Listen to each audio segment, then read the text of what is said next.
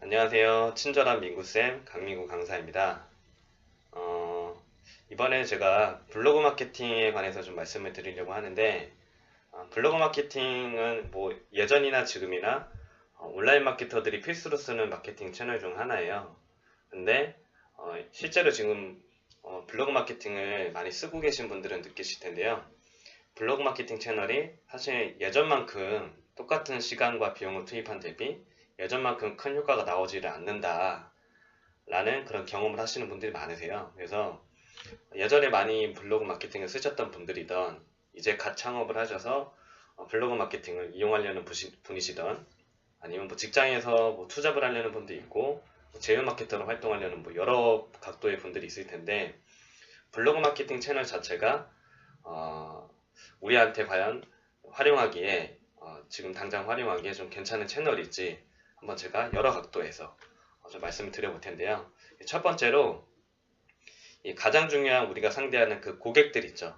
고객들이 네이버에서 검색을 할 때 블로그에 올라가 있는 여러 컨텐츠를 보게 되면 그 블로그 컨텐츠를 얼마큼 신뢰하고 또 구매하는 그 상품의 정보를 블로그로 탐색했을 때는 얼마큼 블로그에 대한 탐색 과정을 좀 거치는지 그런 거 얘기해 보려고 합니다. 일단 첫 번째로 고객 입장에 관해서 얘기해 드린다고 하는데, 화면 보면서 한번 말씀을 좀 드려볼게요. 일단 먼저 얘기해 드리려고 하는 게 예전에 사람들이 블로그 글을 검색했던 패턴들하고, 그걸 더 넓게 보면은 블로그 이외에 뭐 네이버에 여러 가지 검색 채널들이 있죠. 예전에는 블로그를 어떻게 검색을 했고, 그 다음에 지금 현재 고객들은 블로그 글들을 또 어떻게 검색하고 있는지, 이런 검색 패턴에 관해서 좀 얘기해 드려볼게요. 자, 일단 좀 예시가 있어야 되니까 제가 명절 선물이라고 한번 검색을 해볼게요. 이 강의를 들으시는 분도 고객 입장에서 내가 명절 선물을 산다라는 생각으로 한번 이 내용을 좀 들어보시면 좋을 것 같아요. 시뮬레이션 하려고 하니까요. 명절 선물을 검색을 했다라는 건 내가 아직 어떠한 명절 선물을 사야 될지 모르겠다는 얘기죠. 그래서 명절 선물을 이렇게 검색을 하면 예전에는 어떻게 됐냐? 일단 뭐 이런 광고들도 좀 볼 수가 있을 거고요. 그죠? 예전에는 사실 네이버 쇼핑이라는 채널 자체가 없었죠. 예전이라면 뭐 4년 전, 5년 전, 6년 전, 7년 전 그런 때를 뜻합니다. 그래서 사실 예전에는 이 통합 검색 바로 우측에 붙어 있는 블로그 채널을 통해서 소비자들이 이 상품에 대한 정보의 탐색의 그 의존도가 굉장히 높았어요. 그래서 명절 선물에 내가 뭘 사야 될까 이렇게 딱 검색을 하려고 딱 보다 보면은 보통 상단에 블로그에 이렇게 1페이지에 올라있는 글들을 먼저 보게 되겠죠. 그래서 저도 이렇게 설명절 선물 세트를 이렇게 검색을 해서 한번 보다 보면은 이렇게 쭉 보다가 이런 것들이 좀 괜찮구나. 그리고 하나만 보지 않고 뭐 두 번째 글, 세 번째 글, 네 번째 글, 꼼꼼하신 분들은 뭐 2페이지 이렇게 보게 될 텐데요. 예전에 이렇게 블로그 글을 검색을 했던 사람들의 패턴을 보면은 일단은 검색 채널 자체의 컨텐츠가 풍부하지 않았고요. 네이버 쇼핑이라든가 뭐 카페, 지식인, 그런데 이런 후기성 컨텐츠들, 상품에 대한 양질의 컨텐츠가 좀 부족했단 말이죠. 지금보다는. 그리고 이제 모바일 기반이 많이 발달이 안 돼 있었다 보니까 주로 PC에서 이런 데스크탑, 컴퓨터를 통해서 검색을 했던 사람들이 굉장히 많았어요. 지금이야 모바일 검색이 많지만 예전에는 이런 PC를 통해서 검색한 사람이 많았기 때문에 여러 가지 지금 상황과 여건을 비교해 봤을 때는 정보에 관한 접근성이 그렇게 좋지는 않았다. 네이버에서도. 그래서 정리를 해보면요. 예전의 고객들은 검색했던 패턴이 어떠냐면 보통 블로그 글을 뭐 한 몇 개, 개인 취향에 따라서는 성향에 따라서는 뭐 여러 개의 글을 볼 수도 있지만 블로그에 나와 있는 컨텐츠만을 보고 바로 이 안에 나와 있는 업체들 정보의 전화번호라든가 홈페이지로 바로 넘어가서 즉시 구매했던 사람들이 많았다는 거예요.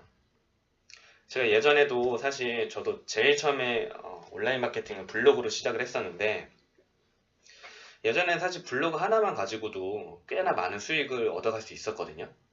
근데 지금 고객들은 이 블로그 하나만 가지고 블로그 그 검색 채널 하나만 보면서 물건을 검색하는 그 컨텐츠를 블로그만으로 보지 않는단 말이죠. 그래서 좀 정리가 되신지 모르겠는데 과거의 고객들은 블로그 하나의 그 영역에 있는 컨텐츠들만을 보고 나서 구매 결정을 많이 했었다.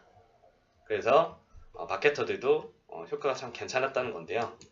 반대로 요즘 고객들은 어떨까요? 현재 고객들은 예전 고객과 다르게 이 통합 검색이라는 검색력에 들어오면은 이 연관 검색어부터 그리고 뭐 자동 검색어 그리고 이 파워링크에 올라있는 여러 광고 업체들 그리고 이런 맞춤 검색도 나오고요. 더군다나 네이버 쇼핑이라는 가격 비교가 철저히 되는 쇼핑 채널이 또 들어왔죠. 그리고 정보 영역, 블로그, 카페, 지식인, 기타 영역에도 굉장히 풍부한 콘텐츠가 많이 생기게 됐어요. 그래서 예전에는 블로그 하나의 영역만 보고도 물건을 사는 분들이 많았지만 지금은 광고도 보고 정보 영역, 쇼핑도 보고 블로그, 카페, 지식인도 보고 그러고 나서 물건을 안 사는 사람도 많아졌다는 거고요. 그리고 하나의 키워드만 검색하는 게 아니라 다각도의 여러 가지 키워드들을 종합적으로 분석을 해서 나름대로 그 탐색관을 거친 후에 최종 결정을 하게 되는. 그래서 이 예전에 검색을 하던 사람과 지금 검색하던 사람의 차이점을 이렇게 비교해 봤는데요. 간단하게는 예전엔 블로그 하나만 가지고도 먹고 살만 했는데 지금은 블로그 하나만 가지고는 고객을 설득해서 물건을 팔기에 굉장히 어려워졌다라는 겁니다. 고객 입장에서도 이제는 블로그 하나만 보고도 물건을 구매하는 컨텐츠를 다 소비하지 않는다. 굉장히 선택권이 많아졌다는 거고요. 더군다나 요즘 이제 사회적으로 이슈가 되고 있는 문제도 하나가 더 있는데요. 이 블로그 검색 채널 자체에 대한 신뢰도 하락이 굉장히 큽니다. 이 부분은 꼭 이 강의 듣고 계신 마케터 입장에서 생각하지 않으시더라도 흔히 동네에 있는 맛집, 음식점을 찾아가려고 지역 키워드, 뭐 강남 맛집 이런 걸 검색하고 딱 블로그 후기들을 보면 사실 다 안 믿으시잖아요. 우리조차도. 일반 고객들도 이 블로그에 나와 있는 후기성 컨텐츠들이라든가 이런 여러 가지 정보 컨텐츠들에 대한 신뢰도 자체가 많이 하락을 했다는 거죠. 블로그 검색 자체에 대한 신뢰도가 많이 하락이 됐고요. 더 넓게 보면은 네이버 검색 자체에 대한 신뢰도 예전보다 많이 하락이 됐다라는 겁니다. 뭐 네이버 뉴스 조작 사건부터 이런 큰 사건이 나오기 이전에도 굉장히 많은 이슈들이나 의혹 제기들이 있었죠. 그런 것들이 사실이라는 게 이제 밝혀진 것이 나오고 있기 때문에 소비자들도 네이버 검색 채널 자체에 관한 물론 우리나라 사람이면 네이버에 나오는 컨텐츠가 워낙 방대하기 때문에 네이버에 들어와서 무조건 정보를 검색할 수밖에 없지만 이 네이버의 검색에 나오는 컨텐츠만을 가지고 최종 판단을 하지 않는다는 겁니다. 이 검색도 하고 뭐 인스타그램, 뭐 페이스북, 유튜브 그리고 오프라인에 있는 지인들한테까지 의견을 철저하게 물어보는 더 꼼꼼한 분들은 실제로 오프라인에 발품을 팔러 또 가시는 거죠. 그래서 첫 번째로 고객 입장에 관해서 좀 몇 마디 말씀을 드렸는데요. 이 첫 번째 챕터에서 제가 좀 기억하시라고 말씀드리고 싶은 거는 이것만 좀 기억을 해주세요. 예전에는 블로그 검색 채널 하나만 가지고도 수익을 만들기가 좀 쉬웠었다. 하지만 지금은 블로그 마케팅 채널 하나만 가지고는 상위 노출을 잘 하더라도 고객한테 구매 전환 효과, 매출을 만들기가 많이 힘들어졌다. 그래서 지금은 블로그 하나만 보기보다는 좀 더 넓게 고객이 어떻게 최초에 어떤 키워드를 검색을 하고 그리고 어떤 검색 채널을 탐색을 해서 어떠한 퍼널 프로세스를 거쳐서 검색 단계를 거쳐서 내 물건을 구매하게 되는지 좀 더 넓은 키워드 마케팅에 관한 전략 설계가 좀 필요한 시기라고 생각하시면 될 것 같습니다. 첫 번째 고객 입장에 관해서 간단히 얘기 드렸으니까요.